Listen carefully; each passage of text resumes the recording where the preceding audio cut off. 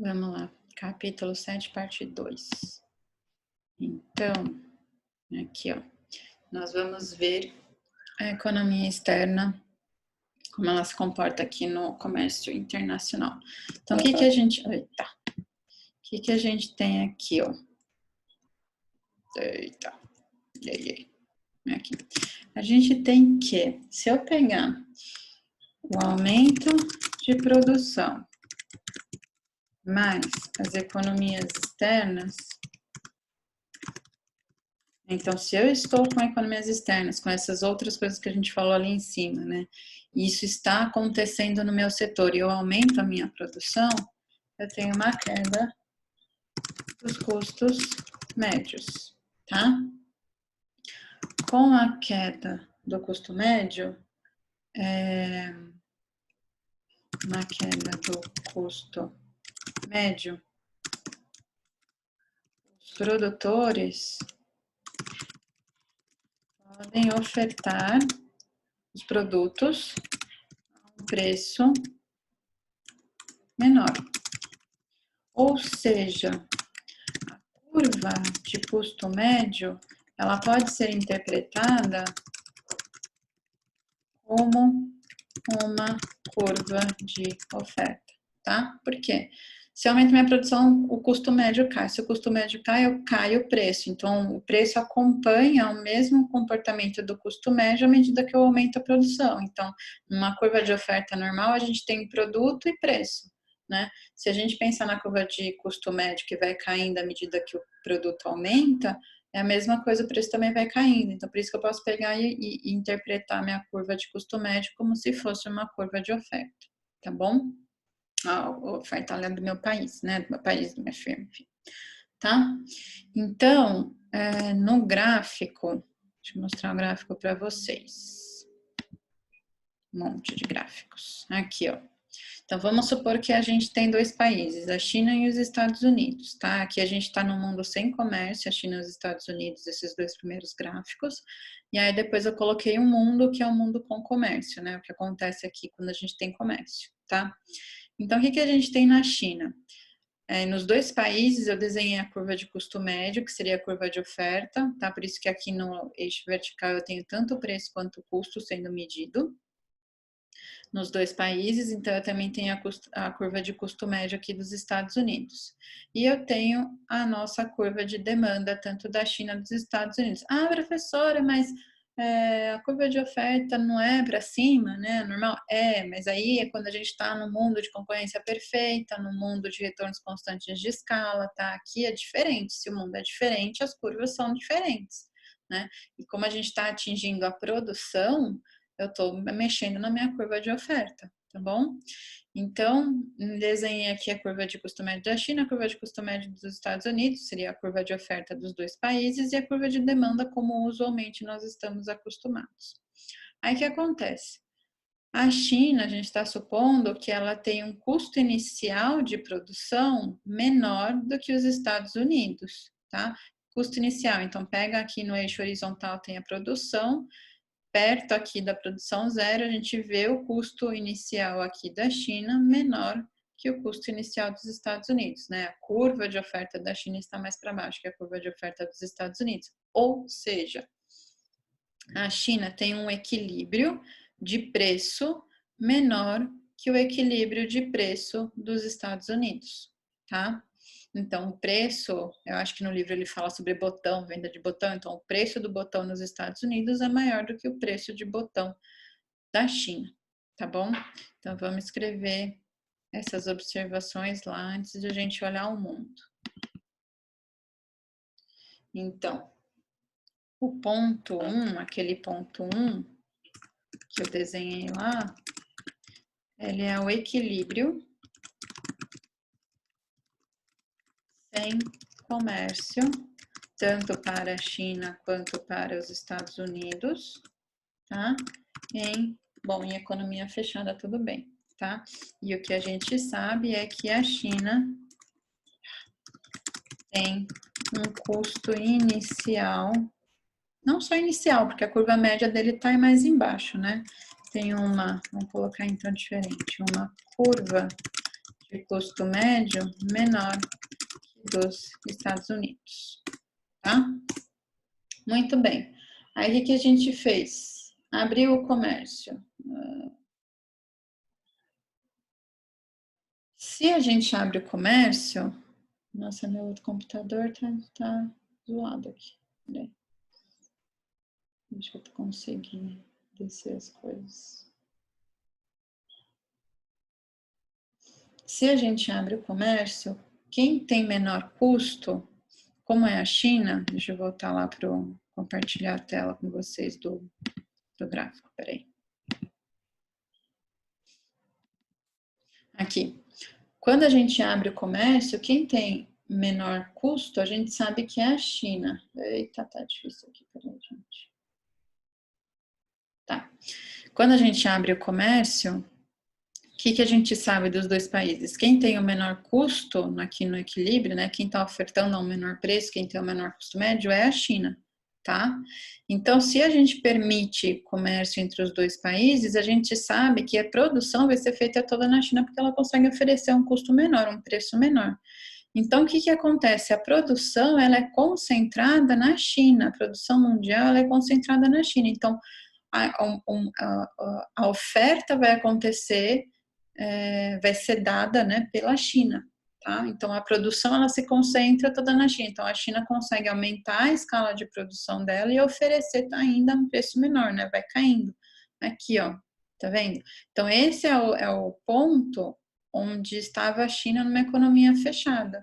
Aí o que acontece? Ela vai conseguir aumentar a escala de produção, porque agora toda a demanda vai ser concentrada, vai ser pedida, né, vai ser concentrada na produção da China.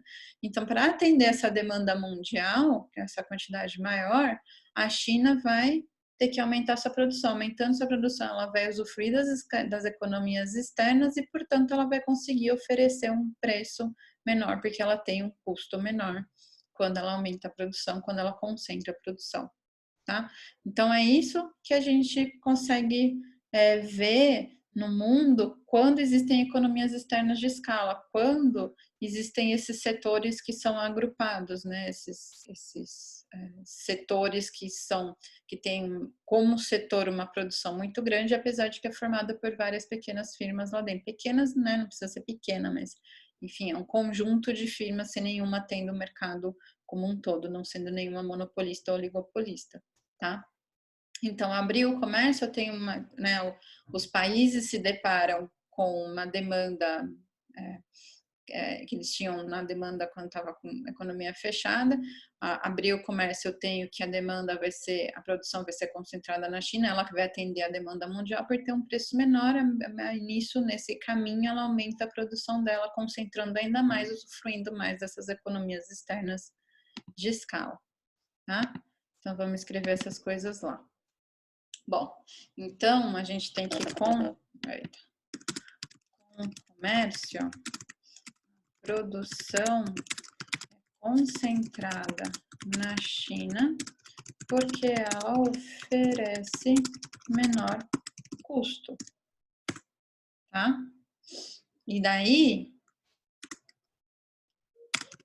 portanto, se beneficia mais das economias externas de escala, né? Ela está concentrando mais ainda a sua produção, consegue meio que um ciclo, né? Consegue oferecer um custo menor, né? Até chegar no equilíbrio lá do ponto 2 do gráfico, tá? Então, com o comércio,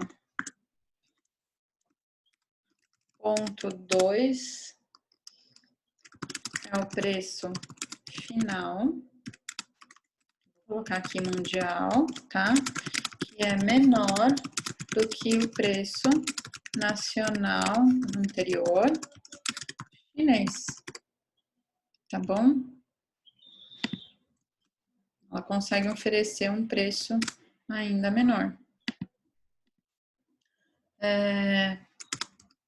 E esse preço é oferecido para ambos os países, óbvio, né? A gente está no equilíbrio mundial aqui, tá? Muito bem. Então, A produção é concentrada na China, oferece menor custo e, portanto, ela se beneficia mais ainda das economias de escala. É tudo isso. Bom, ótimo. Um ponto importante aqui, ó, pessoal. Observação. Novo equilíbrio não é como visto nos modelos anteriores de convergência. Aqui, somente um país produz, né? Tem a tal da especialização, tá? Porque no modelo do Ricardo Hexerioli, a gente via que o preço ele vai ficar no intermediário dos dois países, só que naquele modelo a gente não falava de retornos crescentes de escala, os dois países continuavam produzindo, e aqui não, né? Aqui a gente fala que existem esses retornos crescentes e, portanto, a produção é concentrada somente em um país, tá? A produção é concentrada somente num país. Então, por isso que não existe convergência de preços, é o preço que a China vai oferecer para uma demanda, no equilíbrio de uma demanda mundial, que é o que acontece para cá, né? Nessa quedinha aqui, nesse ponto 2 aqui, nessa caída aqui do preço, tá bom? Então tá. Então agora eu vou falar sobre... Opa, peraí. Agora eu vou falar que fugiu o negócio aqui da minha tela.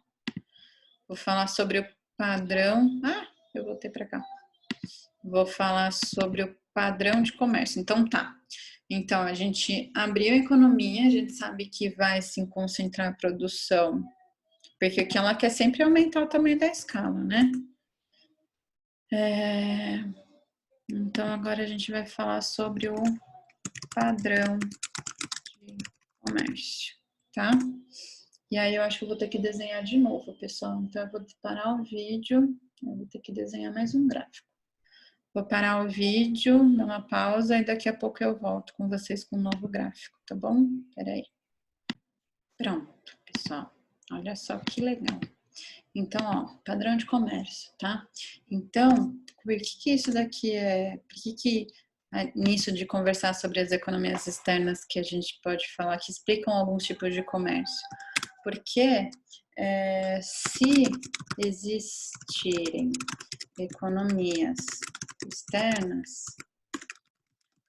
o padrão de comércio pode ser explicado por acidentes históricos, né? E esse é um novo motivo pelo qual existe aquele país produzindo determinado bem. Então, a ideia que aparece aqui é que não necessariamente o país vai produzir porque ele tem uma vantagem comparativa, como a gente viu nos modelos anteriores. A gente relaxar a hipótese de que os retornos de escala não são mais constantes, e se existirem, por exemplo, as economias externas, né, que é um dos tipos de retornos crescentes, muito do comércio que podem acontecer entre países e o motivo daquele país estar produzindo aquele bem pode ser por causa desses acidentes históricos. O que é isso? Por algum motivo, naquele país, vou ficar maior para vocês, por algum motivo naquele país começou a produção do bem. Né? E aí tem aí, se a gente buscar nos artigos, enfim, na história, pesquisar, tem um porquê do motivo de ter acontecido lá, né? O histórico, né, da origem. Mas por algum motivo aconteceu lá.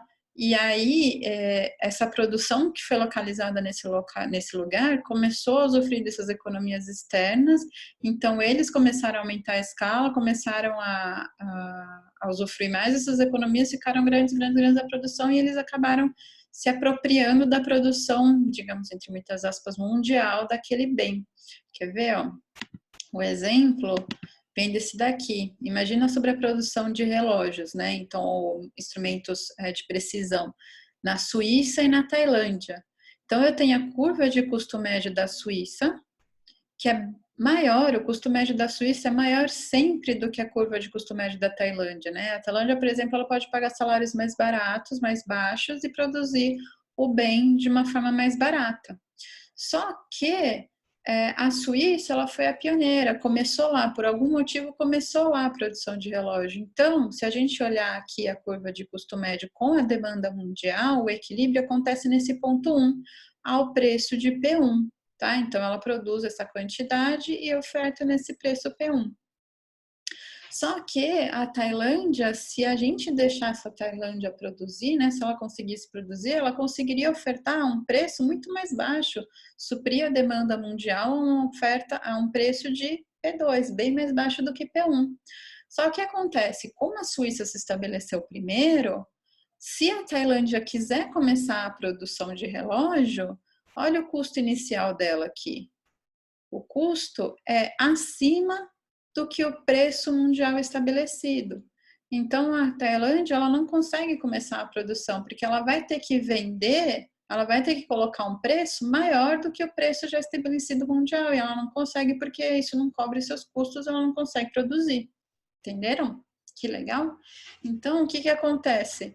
Por mais que exista outro país que tenha vantagens comparativas para produzir aquele bem, ele não produz por causa dessas economias externas de escala que a Suíça se beneficiou ao longo do tempo, enfim, né, no começo da sua produção, que fazem com que, no momento agora atual, né, da produção, ela consegue ofertar um preço menor do que o custo inicial de um outro país que queira entrar nesse negócio. Então, explicaria esse acidente, né, essa produção de por que a produção de relógio, de instrumentos de precisão acontecem lá na Suíça e não num país, por exemplo, como a Tailândia, que teria uma vantagem comparativa. Então, explica-se esse outro tipo de padrão de comércio por meio das economias externas de escala. Você viu que legal? Muito legal. Então, se existirem esses daqui, o padrão de comércio ele pode ser explicado por esses acidentes históricos. Eu vou colocar aqui, ó, exemplo gráfico de Suíça e Tailândia, para vocês saberem do que a gente estava falando, tá? Então, na verdade, só para deixar tudo bonitinho aqui, o custo médio de Tailândia, vou colocar assim, o custo médio de Tailândia é menor do que o custo médio da Suíça, sempre, né? Que é aquela curva, porque a curva de Tai é menor, está abaixo, né? Está abaixo seria melhor, está abaixo da curva da Suíça, tá bom? Muito bem. E aí, pode ser porque, por exemplo, a Tailândia oferece salários mais baixos, então ela tem um custo de produção menor, tá bom? Muito bem. Se a Tailândia assumisse a produção mundial, conseguiria ofertar um preço menor que aquele P2. Quero escrever rápido e me atrapalho aqui, tá? Mas, como a Suíça é pioneira nessa produção, ela já oferta a P1, que é menor do que o custo inicial C0 e Tailândia tem. Portanto, Tailândia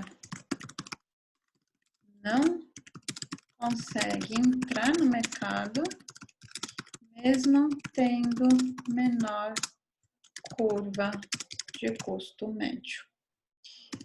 Então, aqui, explicação sobre padrão de comércio. Eu quero que não vai, né? Seu danadinho. Padrão de comércio além das vantagens comparativas. Tá bom? que é a que eu expliquei lá no gráfico. Muito bem, pessoal. O que mais que a gente tem? A gente tem sobre o bem-estar, discussão sobre bem-estar também. Eu vou fazer o gráfico do bem-estar, são 2 gráficos. Eu vou fazer os gráficos do bem-estar e aí eu já deixo num outro vídeo, tá bom? Vou parar isso porque o outro ficou muito grande. Me empolguei falando sobre o Marshall e o outro vídeo ficou muito grande. Então, vou parar esse aqui, faço os gráficos e aí a gente faz a discussão sobre bem-estar, tá bom? Então, até mais.